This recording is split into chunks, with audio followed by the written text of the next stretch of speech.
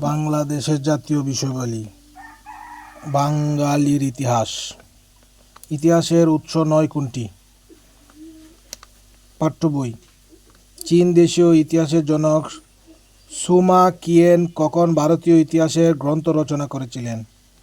খ্রিস্টপূর্ব প্রথম শতকে। কোন গ্রন্থে সর্বপ্রথম বঙ্গ নামের উল্লেখ পাওয়া যায়? ঐতরেয় আরণ্যক।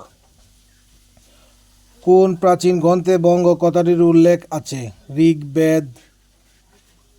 কোন গ্রন্থে দেশবাচক বাংলা শব্দ সর্বপ্রথম ব্যবহৃত হয়? আইনে আকবরী।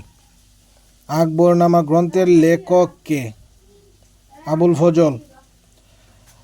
প্রাচীন বাংলার জনপদ ও অর্থনীতির পরিচয় প্রথম কার কোন গ্রন্থে গুরুত্বসহ উল্লেখ করা হয়?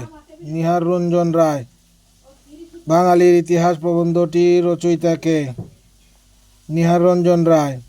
রাজতরঙ্গিনী ইতিহাস গ্রন্থের রচয়িতা কে? কলহন।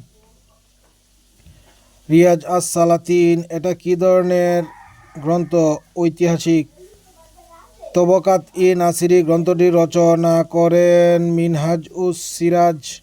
তাম্রলিপি কি? তাম্রশাসন মানে তামার পাতে খোদাই করা শাসন আদেশ। তামার পাতে খোদাই করা প্রাচীনকালের রাজাজ্ঞা হল তাম্রশাসন।